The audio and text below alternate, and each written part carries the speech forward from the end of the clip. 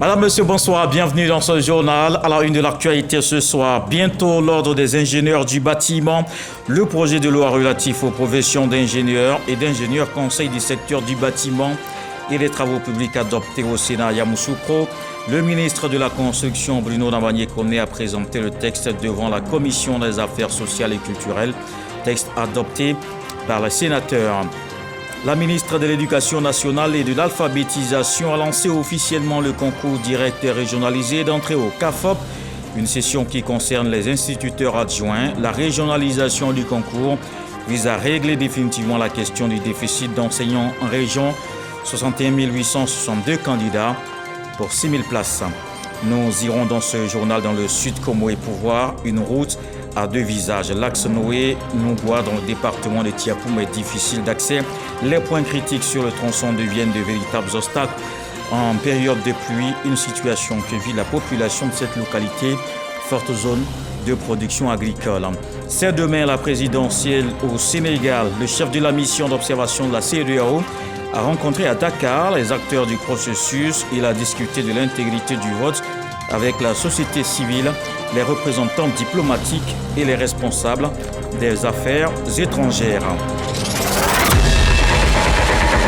C'est la vie d'un professionnel des médias, passionné, travailleur qui a vécu toutes les émotions dans ce métier. Les difficultés rencontrées n'ont pas touché son ardeur à poursuivre son chemin. Les galères vécues ont plutôt formé et forgé sa détermination. C'est preuve d'un bon professionnel fait ici. L'homme réussit un pas de géant. Partir d'une commune d'Abidjan pour côtoyer l'élite mondiale au siège des Nations Unies.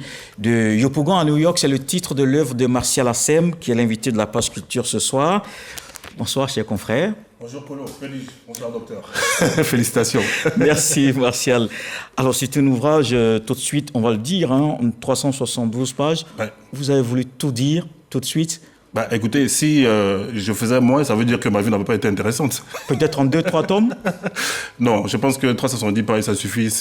J'ai su synthétiser pour que les gens aient envie de le lire. D'accord. Alors, on va en reparler tout à l'heure. Dans 30 minutes, le temps de faire le tour de l'actualité.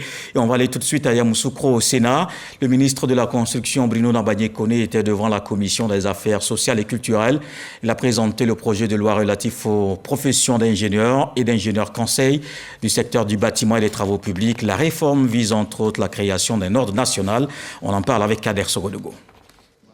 Bruno Nabagné-Koné poursuit les réformes pour responsabiliser les différents acteurs intervenant dans la construction. Le ministre de la Construction, du Logement et de l'Urbanisme est devant la Commission des affaires sociales et culturelles du Sénat, porteur au nom du président de la République d'un projet de loi relatif aux professions d'ingénieurs et d'ingénieurs conseils du secteur du bâtiment et des travaux publics. Depuis des années, des accidents se multiplient sur des chantiers. On note surtout des effondrements d'immeubles avec de nombreuses pertes en vie humaine. Ce projet de loi vient pour responsabiliser les acteurs et surtout sécuriser les constructions. Il donne naissance également à l'Ordre national des ingénieurs en bâtiment. Tous les métiers qui sont rattachés à nos fonctions sont aujourd'hui organisés en ordre.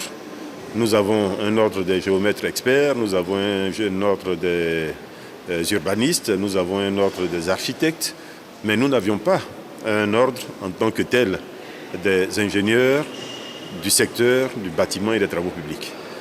Ce texte permet la mise en place de cet ordre, donc cela va permettre d'avoir un meilleur regard sur la formation qui est donnée pour avoir le titre d'ingénieur.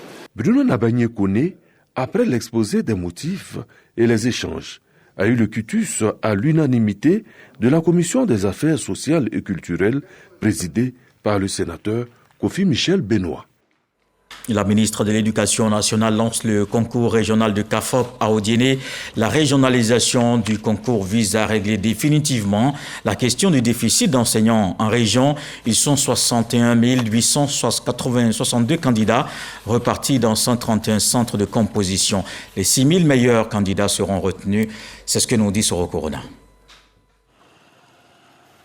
Lycée moderne 1 d'Odiéné, centre de composition du concours direct d'entrée dans les centres d'animation et de formation pédagogique CAFOP, au titre des instituteurs adjoints session 2024.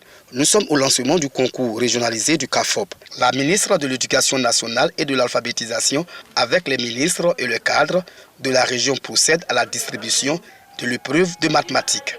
À partir de maintenant, pour régler les déficits que nous constatons dans les régions, les concours se passent dans les régions, la formation pour les admis se fait dans la région, et quand on est admis, on travaille dans les villages et villes de la région pendant au moins 10 ans. L'année dernière, le président de la République a fait une faveur. Nous avons recruté 7000 candidats. Cette année, on va recruter 6000 candidats au lieu de 5000. À Odiné, ils sont 554 candidats répartis en 2 centres de composition à frapper aux portes des écoles primaires publiques. Les épreuves de mathématiques, ça va très bien chez moi en tout cas. Si je prête à Dieu, je serai parmi les admis. Concernant la question du parrainage des candidats, la ministre donne des précisions. Depuis bientôt 4 ans que nous gérons ce département, nous avons dit pas de parrainage. Quand on dit pas de parrainage, il faut compter sur ses forces. Il faut compter sur ce qu'on a appris. Mais il ne faut pas, on compte sur soi, on compte sur Dieu, mais on ne doit pas compter sur l'intervention de Pierre, de Paul, de Jacques pour obtenir quelque chose. Sur le plan national, ils sont 61 862 candidats, dont 54,30% des filles qui composent en mathématiques, français et culture générale. Les 6000 meilleurs d'entre eux seront admis.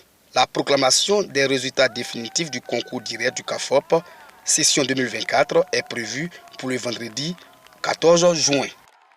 Dans le même domaine, voyons aussi ce soutien à l'éducation dans le handball, 500 cartons de papier rame et des cartouches d'encre pour 7 inspections de l'enseignement primaire et 29 établissements secondaires du département de Katiola. Un geste du ministre Khalil Ibrahim Konaté, président du conseil régional du handball. Ces fournitures de bureau vont servir à la préparation des différents examens blancs. Kader Sogodoko. 500 cartons de papier rame et des cartouches d'encre pour 7 inspections de l'enseignement primaire et 29 établissements secondaires du département de Katiola. Un don de Khalil Ibrahim Konaté, président du conseil régional du handball, par ailleurs ministre de la transition numérique et de la digitalisation. Ces fournitures de bureaux destinées à la préparation des différents examens blancs sont réceptionnées par le directeur régional de l'éducation nationale et de l'alphabétisation. Un soulagement pour le premier responsable de l'école dans la région. Le message, c'est de dire au conseil régional un grand merci. Nous en ferons très bon usage. Ça va nous soulager, ça va nous permettre de faire les autres évaluations un peu plus aisément. Pour la représentante du président du conseil régional du handball, il s'agit de contribuer à la bonne marche de l'école dans la localité. Toute la composition, c'est du papier qu'ils utilisent, c'est de l'encre qu'ils utilisent, et sans ça, tout ce qu'ils vont enseigner aux enfants, ils ne pourront pas évaluer leur niveau d'études. Donc le ministre Khalil Konaté a tenu vraiment à les aider, à apporter son soutien. Le conseil régional du handball fait de l'éducation l'une de ses priorités dans le développement de la région. Et les initiatives se multiplient dans ce sens. L'actualité, c'est aussi le mois de Ramadan et de Carême chrétien qui continue. Le ministre Adama Diawara apporte son soutien à ces 2 communautés à Yopougon, 1000 kits alimentaires remis aux confessions religieuses, un geste de solidarité pour permettre aux fidèles d'accomplir au mieux cette période de privation et de prière. Fred Oulaï Franquadio. Remise de vivres aux communautés chrétiennes et musulmanes de Yopougon. Ces vivres et non-vivres composés de 200 sacs de riz, autant de cartons de sucre et 105 plaquettes de lait sont offerts par le ministre de l'Enseignement supérieur et de la Recherche scientifique. À travers ce geste, Adama Diawara traduit sa solidarité avec ses confessions religieuses. En ce mois de Carême et de Ramadan, les bénéficiaires chrétiens et musulmans formulent des prières à l'endroit du donateur. Un cœur joyeux aujourd'hui que le ministre Adama Diawara réunisse tous les chrétiens et les musulmans. On a eu beaucoup de choses. Il y a sac de riz, il y a les boîtes de lait, plus les sucres. Donc vraiment, on dit merci beaucoup au professeur Adama Diawara. Des vivres, mais également du numéraire. Les mosquées et églises bénéficiaires ont reçu chacune une enveloppe. Pour le donateur, ce geste est un acte de solidarité tel que souhaité par le président de la République, Alassane Ouattara. On est en un mois doublement béni puisque nous avons l'intersection carême chrétien et jeunes musulmans. Il s'agit de faire acte de piété, acte de foi, c'est vrai. Mais au-delà de cela, il s'agit de faire preuve de solidarité, notamment envers les plus démunis. Le programme présidentiel 2021-2025 est intitulé Pour une Côte d'Ivoire solidaire. Le président de la République, son excellent M. Alassane Ouattara et son épouse, Mme Dominique Ouattara, au quotidien mettent en application ce mot solidarité. Alors, les collaborateurs du président de la République que nous sommes, nous devons faire en sorte que cela soit relayé sur le terrain. Au total, 1000 kits alimentaires ont été remis à 1000 fidèles. Et la solidarité se poursuit à Niamey. La ministre de la Cohésion nationale a pris part à une remise de kits alimentaires aux populations d'Aniamey, un don de l'ambassade des Émirats arabes unis en Côte d'Ivoire. L'action vise à soutenir la communauté musulmane en cette période de jeûne. Michel Mambo. 300 kits alimentaires constitués de riz, de sucre, de thé, d'huile, de pâtes alimentaires, de dattes et de lait, dont de l'ambassade des Émirats arabes unis en Côte d'Ivoire à la communauté musulmane de la commune d'Aniamey. Aujourd'hui, l'action humanitaire est devenue pour les Émirats arabes unis une approche de vie et des valeurs pour la société émiratique. Et cette présence traduit le soutien à notre pays frère et ami. Un geste qui bénéficiera à 300 familles défavorisées. Excellence, Monsieur l'ambassadeur, les populations d'Aniamey, par ma voix, vous expriment leur reconnaissance pour tout ce que vous entreprenez en leur faveur à travers le Croissant Rouge de l'Émirat. La ministre de la Cohésion nationale, de la solidarité et de la lutte contre la pauvreté voit en cette action plus qu'un simple geste de charité. Pour Miss Belmondo Dogo, cet acte est la matérialisation même de la fraternité qui unit les deux peuples. Ces dons vont bien au-delà de l'aspect matériel. Ils représentent un pont entre nos cultures et nos peuples. Un rappel puissant que malgré nos différences, nous partageons des valeurs communes d'entraide, de respect et d'unité. Et je me réjouis, Monsieur l'ambassadeur, de votre choix de revenir à Niamey, mais cette fois-ci pour des projets. Pour rappel, les relations diplomatiques entre la Côte d'Ivoire et les Émirats arabes unis sont vieilles de plus de 30 ans. Les valeurs de partage manifestées aussi à la RTI, la communauté musulmane du groupe a organisé sa traditionnelle rupture collective. Les fidèles cultivent ainsi les notions d'amour, de pardon et de solidarité recommandées pendant ce mois béni de Ramadan. C'est le stade de la haute fréquence qui a accueilli tous les invités. Ismaël Evradeo, Jean-Marc Diadji.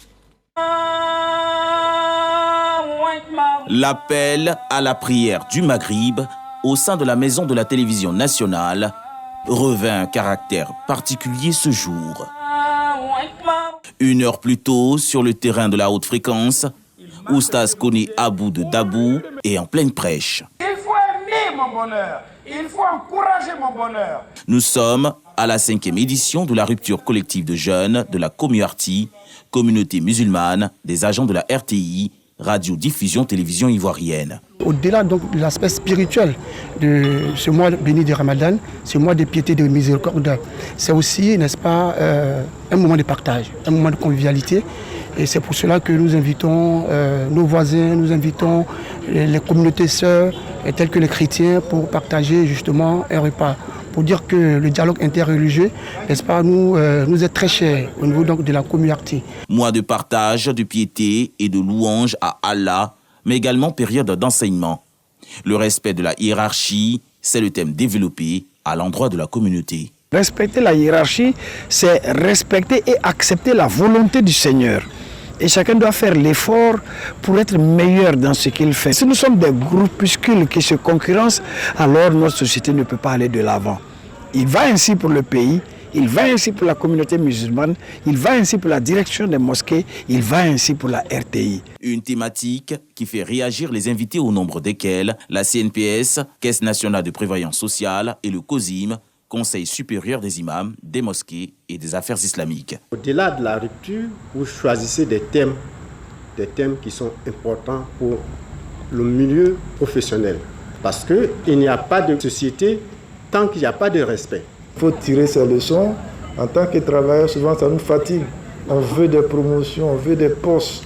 Mais il faut laisser Dieu faire, il faut se mettre au travail. Par la voix de son représentant, Fosseni Dambélé, directeur général de la RTI, ne manque pas de traduire son soutien à cette action. Il est particulièrement heureux et fier de vous parce que la RTI aujourd'hui, c'est la Côte d'Ivoire en miniature. Que cette fraternité que nous avons demeure, se développe et que cette fraternité s'étend sur toute la Côte d'Ivoire. Débuté le 11 mars dernier, le mois béni de Ramadan est prévu s'achever entre le 9 et 10 avril prochain. Pour l'heure, les fidèles musulmans observent la deuxième décade, celle du pardon. Autre chose dans l'actualité ce soir, la nouvelle direction de l'Agence nationale de la formation professionnelle présente sa vision et la feuille de route. Les responsables veulent repositionner l'AGEFOP en tant qu'acteur de référence en matière de formation professionnelle en Côte d'Ivoire. Serge Parcom Didi, Jean-Marc Diadji. La nouvelle direction de l'Agence nationale de la formation professionnelle, AGEFOP, présente sa vision managériale et sa feuille de route pour l'année 2024. Une vision pour repositionner l'AGEFOP comme acteur de référence de l'écosystème de la formation professionnelle en Côte d'Ivoire. Cela en vue d'impulser une dynamique au sein de la structure. Au regard des constats qui ont été faits et de la dynamique que nous voulons impulser au sein de l'AGEFOP, nous avons conçu, mes collaborateurs et moi, une feuille de route dénommée AGEFOP 2024, qui est arrimée à la vision du président de la République, au plan national de développement 2021-2025, ainsi qu'aux 2 programmes phares du ministère de l'enseignement technique, de la formation professionnelle et de l'apprentissage, notre ministère de tutelle, à savoir l'Académie des talents et l'école de la deuxième chance qui, j'en suis sûr, ne sont plus à présenter. Le renforcement des ressources de l'AGEFOP, l'amélioration de la notoriété de la structure, le développement de l'ingénierie sont les 3 grands axes de cette feuille 2024. Au titre du premier axe stratégique, c'est-à-dire l'amélioration de la notoriété de l'AGEFOP, 2 actions prioritaires sont définies. La première action prioritaire concerne le rebranding et l'attractivité de l'AGEFOP. La seconde action prioritaire pour cet axe consiste au renforcement du maillage territorial et au développement de partenariats pour se rapprocher des populations. Il s'agira de renforcer les capacités organisationnelles, opérationnelles et financières de l'Agence nationale de la formation professionnelle. Pour mener à bien sa vision et sa feuille de route, l'AGEFOP institue pour le compte de cette année 2024 7 chantiers phares. Au nombre de ces chantiers, l'organisation de rencontres et de consultations des populations dans des grandes villes du pays, la tenue d'un forum national des métiers et des connaissances, et enfin, la journée nationale de la formation professionnelle. Allons dans l'ouest du pays. La première session ordinaire 2024 du Conseil régional du Tonkouy, tenue à Zouaounien, une occasion pour le président Albert Touakus Mabri de visiter des chantiers en cours de réalisation, des actions qui vont permettre d'équiper ou accroître les capacités de certaines infrastructures de base. Le reportage de Jever Kwasi à Boussanogo. Le président du conseil régional du Tonkouy, Albert Touakus Mabri, dans le village de Zéaleux, pour visiter le groupe scolaire et le collège de proximité, dont les constructions sont presque achevées. Ces 2 infrastructures pourront accueillir leurs premiers pensionnaires à la rentrée prochaine, a assuré le président du conseil régional du Tonkouy, qui s'est aussitôt rendu dans le village de Nata, qui a bénéficié de kits médicaux pour l'équipement de son dispensaire. Autre étape de cette tournée, Katwo, où il a procédé à la pose de la première pierre du 2e bâtiment de l'école primaire, mais aussi la réhabilitation de l'ancien bâtiment. Dernière étape, Oueleu. Ici, c'est le centre de santé qui a été équipé. Des sites touristiques n'ont pas échappé à la visite du président du conseil régional du Tonkouy. Le lendemain, c'est le foyer des jeunes de Zouaounien s'est avéré exigu pour la première session du conseil 2024. Session qui a mis un point d'honneur sur la continuité à doter les villages d'infrastructures de base. L'occasion nous a été donc donnée de sacrifier à notre première mission, celle de nous rapprocher et de servir davantage nos parents à travers la réalisation des infrastructures mises en priorité par les cadres des différentes localités visitées. En dépit de notre bonne volonté nous n'avons pas pu vous faire parcourir tout le département pour faire un point exhaustif de nos réalisations. Les élus, cadres, chefs traditionnels et autorités administratives de Zouaounié se sont félicités de la tenue de cette rencontre dans la cité de l'Or. Monsieur le Président du Conseil régional, de vous dire merci pour toutes les réalisations au profit de nos parents. Ensemble, nous pouvons construire un avenir meilleur pour Zouaounié. Le prochain conseil se tiendra à Mans. Je vous emmène maintenant dans le sud Comoé. L'axe Noé-Noungoué dans le département de Tiapoum est difficile d'accès. Vous avez le choix entre la voie fluviale ou les 7 km par la route. Les points critiques sur le tronçon deviennent de véritables obstacles en période de pluie. Une situation que vit la population de cette localité, zone de forte production agricole. Notre équipe de reportage a fait l'expérience de cette route à 2 visages. C'est un reportage de Géna Toubé. À l'invitation des jeunes de Noungoué, les chauffeurs qui ont conduit leur patron, des fils et cadres de Noungoué jusqu'à ce village, s'autorisent une pause rafraîchissement. Au centre de leur sujet de discussion, la route qui relie Noungoué à partir de Noé. Quand arrive Bamba, leur collègue chauffeur, c'est un ouf de soulagement collectif qui efface l'anxiété de l'attente. Quand il pleut, on s'enfonce. En tout cas, c'est les 4x4 seulement. La petite voiture là, non, ils ne peuvent pas passer. Même avec 4x4, mais que tu as un chauffeur que tu ne maîtrises pas, c'est pas facile. Ce qui nous fatigue ici, c'est la route. C'est très très difficile pour les femmes de Noungoué. La route là nous fatigue. La route Noé-Noungoué, objet d'alarme des populations de Noungoué. Entre Noé, chef-lieu de sous-préfecture dans le département de Tiapoum, et Noungoué, siège du royaume Soyé, il n'y a que 7 km. De localités proches l'une de l'autre, mais lointaines quand vient la saison des pluies. Et pour cause, emprunter l'axe Noé-Noungoué en cette période de l'année exige beaucoup d'endurance et de la patience. Pour les usagers qui ne la connaissent pas, une route qui trompe, avec ses sections où l'on roule en toute aisance. Et l'autre face de la réalité, une route qui, tout au long du parcours, laisse subir ses difficultés à tout type d'engin. Seuls les plus robustes et les plus endurants et adaptés peuvent échapper à l'embuscade des points critiques. On a fait plus de 7 mois, il n'y a pas de route par là. La pluie a commencé seulement, on n'a pas de route par là.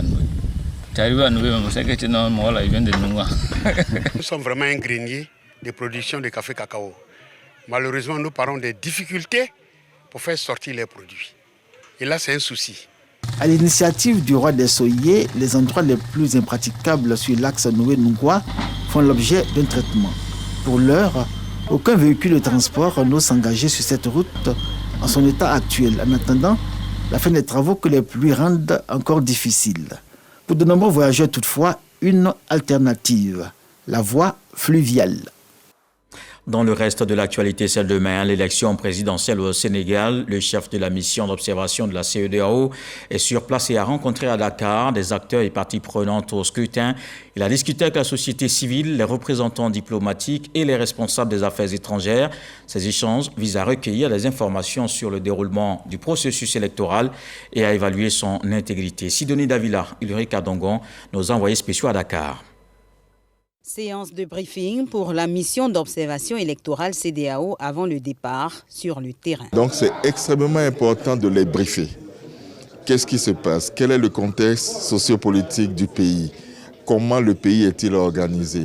Comment est-ce que les organes en charge de gestion de l'élection se sont organisés pour gérer l'élection?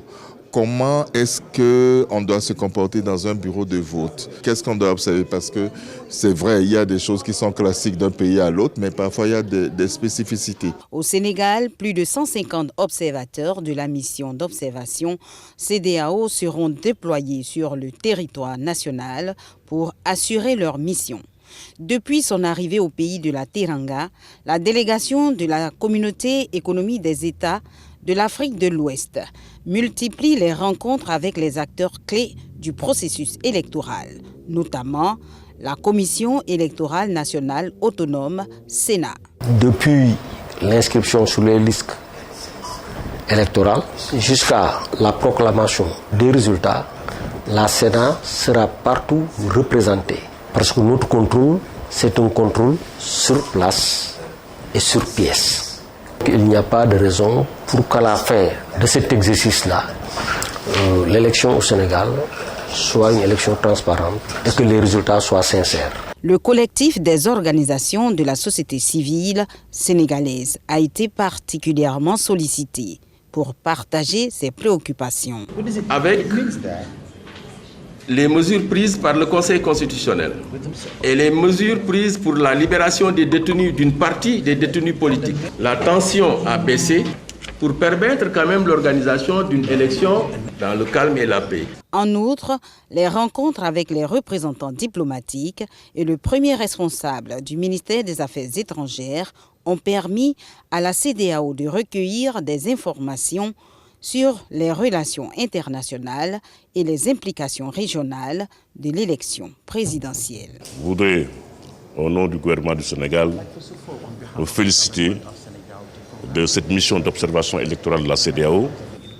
Aujourd'hui, tout le matériel électoral destiné aux missions diplomatiques et consulaires, aux 36 missions diplomatiques et consulaires qui organisent les élections, est arrivé à destination. Et donc, je voudrais rassurer la mission que tout sera mis en œuvre pour que dans les différentes juridictions, que l'élection se déroule dans les mêmes conditions qu'au Sénégal. Autre rencontre aussi importante, celle avec la presse et le collectif des femmes de la société civile. Ces visites de la mission d'observation électorale s'inscrivent toutes dans un seul objectif: de soutenir le Sénégal pour qu'ils aient donc des élections libres, transparentes et crédibles et qui se passeraient donc dans un environnement vraiment paisible. Nous avons eu l'occasion de rencontrer donc toutes les parties prenantes, pas toutes, mais en tout cas certaines d'entre elles. Dans une synergie d'action, les différentes missions d'observation sur place au Sénégal ont eu une séance de travail à la veille de l'élection. Entre autres missions, le réseau des structures de gestion électorale en Afrique de l'Ouest, RESAO, l'Union africaine, l'Union européenne.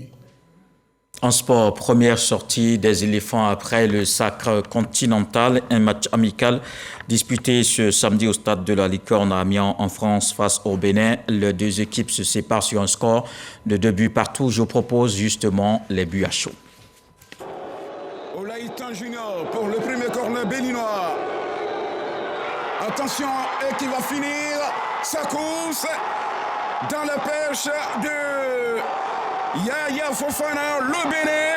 Un corner de Olaïtan Junior et qui surprend toute la défense ivoirienne. Le premier but après 8 minutes, Romeo Koulibaly. Oui, les éléphants de Côte d'Ivoire qui retombent encore dans leur traverse. C'est vrai qu'on joue à peine 10 minutes de jeu. Les éléphants sont plutôt bien en place, mais après il y a cette petite erreur de concentration, il n'y a pas de danger pourtant. Et puis voilà, le manqué, le loupé de Jean-Philippe Crasso qui est pourtant bien placé au premier poteau. Libre, il n'est pas du tout gêné, mais il y a ce loupé là qui surprend après Seri Jean-Michel, Yaya Fofana. Le coup franc frappé par le capitaine Max-Alain Gradel. Max-Alain Gradel. La lucarne est ouverte et c'est but du capitaine Max-Alain Gradel. J'avais vu la lucarne, mais non, il va tromper la vigilance de Saturnin à la baie et c'était but du capitaine Max-Alain Gradel. Gradel, clame la balle pour l'adversaire, attention. Attention à ce ballon, cette contre-attaque avec Olaïtan, le crochet, le doublé de Olaïtan Junior, regardez comment il vole la politesse, bien sûr, aux défenseurs ivoiriens et il marque tranquillement lorsque Yaya Fofana venait pour faire obstacle, le deuxième but et doublé signé Olaïtan Junior. Et le corner entrant de Boga, Jérémy. Et la légalisation. Oumar qui a quitté. Oumar, le Wourourou national. À peine entré en cette seconde période. C'est lui qui vient pour mettre les pendules au stade de la Licorne. Damien 2 buts partout. Voici maintenant la page consacrée à la culture.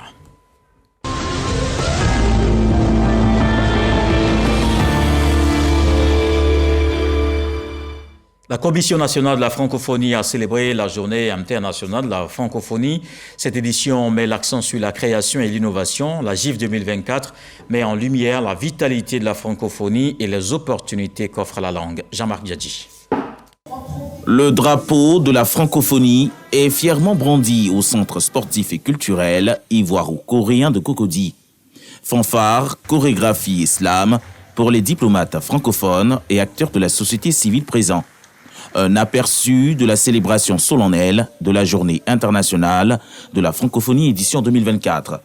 Initiative présidée par la ministre de la Culture et de la Francophonie, Françoise Remarque. À cette occasion, l'enjeu est clair, valoriser la langue française sur le plan local et la promouvoir comme canal de créativité et d'innovation. Et aux jeunes et aux femmes en particulier, je voudrais leur dire que la francophonie leur offre l'opportunité de bénéficier de subventions pour leurs projets.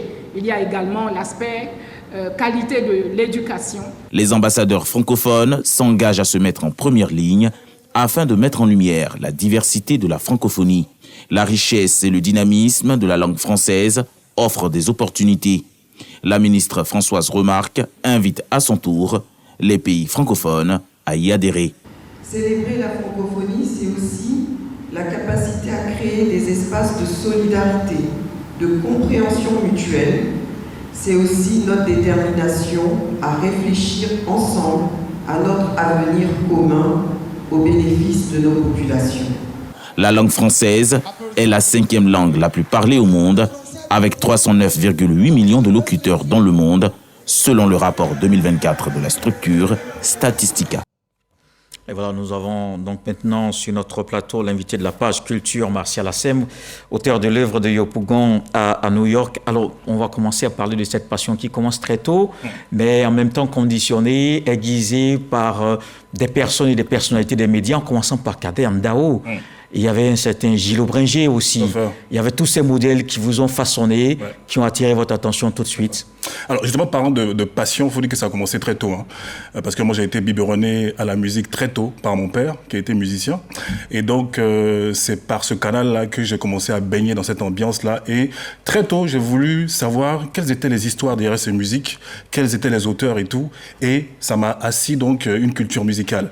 Et c'est comme ça que je me suis dit, bon, peut-être que je pourrais partager ça un jour avec les auditeurs. Mais c'est surtout qu'un jour, pendant que j'étais à l'école primaire, je suis tombé sur une cassette audio où j'ai entendu la voix d'une personne qui s'appelait Dr Bill, un animateur. J'ai été séduit par son introduction, par ses transitions, mais également par une citation. J'ai fini par apprendre plus tard que c'était celle de Oscar Wilde, l'écrivain irlandais, qui disait ceci: « Vise la lune. Si tu la rates, tu tomberas parmi les étoiles et nous serons tous des stars. » C'est à partir de ce moment que j'ai su que mon histoire d'amour avec la radio allait peut-être commencer. Mais c'est vrai qu'après aussi, il faut dire que j'ai été témoin quand même de l'avènement de Fréquence 2, d'autres radios commerciales ivoiriennes, mais aussi de l'apparition de radios internationales dans la bande FM ivoirienne. Donc tous ces éléments-là ont contribué à nourrir ma passion. Ouais, un virus donc très tôt apparu dans le sang, dans le corps, mais les choses évidemment n'ont pas été faciles, même si ça s'est accéléré. Ouais. Déjà, en commençant par Radio Yopougon. Et ensuite, il y a eu Fréquence 2, qui naît en 91. Et puis après, vous êtes passé par ONUCI FM, mais c'était des chemins quand même de dur labeur, de combat. Fait. Parce que quand on parle, par exemple, de Radio Yopougon à l'époque, je n'avais zéro... Ma seule expérience, c'était que j'étais un auditeur assidu, que j'aimais la musique. Mais je n'avais aucune expérience. Donc, quand j'apprends, par exemple, que Radio Yopougon va commencer à émettre, par ma mère, je m'y rends. Mais les responsables, ils sont incrédules parce qu'ils regardent un petit gars là qui dit qu'il veut faire de la radio, mais il n'a aucune expérience, il ne sait pas de quoi il parle et tout ça. Et ils me disent, va t'inscrire à l'ISTC, tu passes une licence en journalisme et tu reviens. Mais moi, j'étais entêté, j'étais obstiné. Donc, je fais le pied de grue chaque jour pendant des semaines jusqu'à ce qu'on me donne ma chance. Et voilà comment est-ce que ça commence. Radio Yopougon, après Fréquence 2, après ONUCI FM. Après, il y a un appel à candidature au niveau de la Radio des Nations Unies à New York. Et voilà comment est-ce que j'y vais. Mais là aussi, il y a une anecdote. C'est-à-dire que c'était pour 3 mois. Mais je me suis dit, c'est une expérience, mais également, je peux créer le besoin chez l'employeur. Voilà comment est-ce que de 3 mois, je reste 5 ans. Donc, animateur radio, journaliste radio, mais également attaché de presse pour le débat général des Nations Unies. Alors, c'est un parcours que Serge Parcom Didier et Didier Nguesson ont lu de Yopougon à New York. On va regarder ce qu'ils en pensent et on se retrouve. De Yopougon à New York est la toute première œuvre livresque de Martial Assem, animateur-producteur, journaliste ivoirien. De Yopougon à New York, un livre témoignage d'une vie au service d'une passion pour l'animation radio. Un amour pour l'animation qui finit par faire de l'auteur un spécialiste des médias. Dans cette œuvre de 372 pages, l'auteur retrace son parcours depuis ses débuts à Radio Yopougon en 1998 à Fréquence 2. Ensuite, Radio Fréquence 2, l'unité francophone de la radio des Nations Unies à New York, aux États-Unis, de 2007 à 2011, et le service de presse du département de l'information des Nations Unies à New York, de 2011 à 2016. La passion pour la radio, un rêve auquel Martial Assem n'a jamais renoncé. Cela grâce à sa foi en Dieu, sa persévérance, sa détermination et son désir de perfection. À travers cette œuvre, Martial Assem veut motiver la jeune génération à croire en ses talents. Alors, moi, je remarque que c'est une vie qui a été marquée par des choix parfois difficiles, incompréhensibles autour de soi. On se dit, mais pourquoi Martial s'entête à faire ci, à faire ça, surtout quand on part pour 3 mois, alors qu'on a un emploi assez stable en Côte d'Ivoire. Mais c'était quoi ces prises de risques? C'est pourquoi je parle de la réussite qui est une responsabilité individuelle. Vous savez, souvent il y a des opportunités qui se présentent à vous, il faut savoir les reconnaître et il faut savoir les saisir. Parce que je dis, et ça je ne cesse de le répéter dans le livre, qu'une opportunité peut se présenter d'une certaine façon aujourd'hui parce que vous avez les capacités physiques et mentales pour pouvoir réaliser ce que l'opportunité vous promet. Mais si vous la laissez passer, dans 15 ans, 20 ans, elle peut se représenter sous une autre forme. Mais est-ce que vous aurez les aptitudes et les capacités pour pouvoir y arriver? Donc moi, je suis quelqu'un de très déterminé, de très engagé. Quand je flaire l'opportunité, je ne laisse personne me dicter ce que j'ai à faire parce que je n'aime pas les autorités de validation. Et c'est ça le problème de beaucoup de personnes. Elles attendent que des personnes valident leur choix avant de s'engager. Donc, elles finissent par vivre la vie d'autres personnes au lieu de vivre la leur. Donc, une vie par procuration. C'est ça. Mais vous avez fait ce choix d'aller à New York et arriver à New York sur place. Mais c'était une désillusion finalement parce que la vie était dure. L'environnement n'était pas du tout propice au développement professionnel. Vous ne vous y attendez pas du tout. Je ne dirais pas que c'était une désillusion, je dirais tout simplement que j'ai compris que la réussite a un prix, ça a un coût. Et quand vous n'évaluez pas ce projet, vous pouvez avoir des problèmes. Mais comme je suis quelqu'un qui aime aller de l'avant, qui aime être confronté aux réalités, je me suis tout de suite adapté. C'est vrai que ça a été difficile. Vous arrivez dans un environnement où on vous voit comme le petit Africain qui vient de débarquer, qui ne connaît rien et qui a tout à apprendre. Ce n'était pas le cas. Moi, je suis quelqu'un qui m'adapte très vite et j'aime bien quand on me met le pied à l'étrier et je ne veux plus revenir vers quelqu'un pour lui dire ce que tu m'as dit de faire, je n'ai pas compris. Non, tout de suite, je me mets dans le bain. Et c'est ce qui m'a permis de m'en sortir. C'est ce que je dis aux jeunes. Je dis qu'on ne vous doit rien. Personne ne vous doit quelque chose. Il faut que vous soyez prêts. Il faut que vous évaluiez les risques. Parce que dans un projet, il y a des risques. Vous pouvez échouer, mais l'échec, ça peut être aussi les prémices de la réussite. Donc il faut être toujours prêt. Et puisqu'on parle de New York, mais en même temps, dans cet ouvrage, c'est aussi la question de la problématique de l'immigration que vous évoquez aussi. Tout à fait. Moi, je dis, parce que moi, quand je suis allé à New York, après 5 ans, il fallait que je revienne au pays. J'ai subi des pressions pour y rester. Parce qu'on se dit que c'est là-bas que tout va se passer. Les gens me disaient, mais comment est-ce qu'au moment où il y a la crise en Côte d'Ivoire en 2012, toi, tu veux venir en Côte d'Ivoire pendant que nous, on veut partir là-bas? Mais je dis tout simplement qu'il ne faut pas que les gens s'empêchent de rêver. De Yopougon à New York, c'est un parcours. Mais on peut partir d'Abobo jusqu'à Cocody pour réussir. Et moi, je me suis dit, je ne vais pas, briser mes rêves par moi-même. Donc, je reviens en Côte d'Ivoire, je fais ce que j'ai à faire, et puis je continue. Donc, l'immigration clandestine, pour dire aux gens que souvent, vous investissez des sommes folles pour aller mourir au fond de l'océan, pour être les victimes des abus des passeurs. Alors qu'il y en a qui vont pour faire des études normalement et qui reviennent en Côte d'Ivoire pour investir, qui créent de nouveaux emplois. Donc, pourquoi est-ce que vous ne vous le ferez pas? J'ai vu récemment dans le journal de 20h le ministre de l'Emploi, le ministre de la Jeunesse, Madou Touré, qui offrait, je crois, des sommes à des personnes qui avaient été rapatriées ou qui revenaient de ce projet d'immigration pour que ces personnes-là puissent s'insérer. Et il y en a qui disaient que ça marchait parce qu'elles n'ont pas réussi de l'autre côté. Mais ici, au moins, elles ont leur talent qui leur permet par exemple de coiffer, de coudre des habits, ce genre de choses, et ces personnes sont tranquilles. Et avec un coup de main, avec un coup de main comme ce genre, c'est possible. Mais je retiens justement dans cette vie qui n'a pas vraiment été facile professionnellement, mais vous avez tiré votre épingle du jeu. C'est ce qu'on retient de cet ouvrage. Et j'ai cette phrase à la page 109 que vous avez écrite: je n'ai pas toujours été accepté à bras grandement ouverts. Est-ce que c'est un message que vous voulez que l'on retienne à travers, donc finalement, cet ouvrage? C'est un message pour dire aux gens que n'attendez pas à ce que les gens soient gentils avec vous, n'attendez pas à ce que les gens soient bons avec vous. Battez-vous pour vous imposer, battez-vous pour créer le besoin chez autrui. Il faut que vous sachiez que vous avez un talent. Parce que le talent, c'est quelque chose qui est personnel, qui est inné. Quand vous le repérez, travaillez-le. Et faites en sorte qu'il soit visible. Et faites en sorte également qu'il puisse générer de l'économie. C'est ce que moi j'ai fait. Moi, je n'ai pas été dans une école de communication. J'avais ma voix. Et je l'ai travaillée. J'ai écouté les aînés, j'ai écouté les dévanciers. Et j'ai su leur méthodologie. Par la grâce de Dieu, j'ai pu avoir une maîtrise en anglais. Et aujourd'hui, un master dans le management des médias. Donc, c'est vrai le talent. Mais il faut pouvoir se former. Après, il faut retourner à l'école. Quand même, il faut le faire. D'accord. Merci, Martial Assem, auteur de Yopougon à New York. Merci. Un ouvrage de 372 pages qui parle de votre parcours. Il est quand même assez inspirant. Et je pense que c'était vraiment... cet ouvrage peut permettre de partager cette expérience avec notamment je vais ajouter quelque chose. Plus jeunes. C'est pour dire que c'est un livre de motivation. Donc, je suis conférencier motivateur aujourd'hui, donc je reste disponible pour toute entreprise, pour toute société qui a envie de motiver ses employés pour que ces personnes-là sortent de leur zone de confort et sachent que la vie, il faut prendre des risques comme moi je l'ai fait. Et c'est donc la reconversion après le retour au pays. Merci. Merci Martial Assem, l'invité de la page culture. Merci de nous avoir suivis. Ce journal est terminé. Retour de l'actualité 23h. Ce soir, le sage nous apprend que qui voyage ajoute toujours quelque chose à sa vie. Dieu voulant, on se retrouve demain.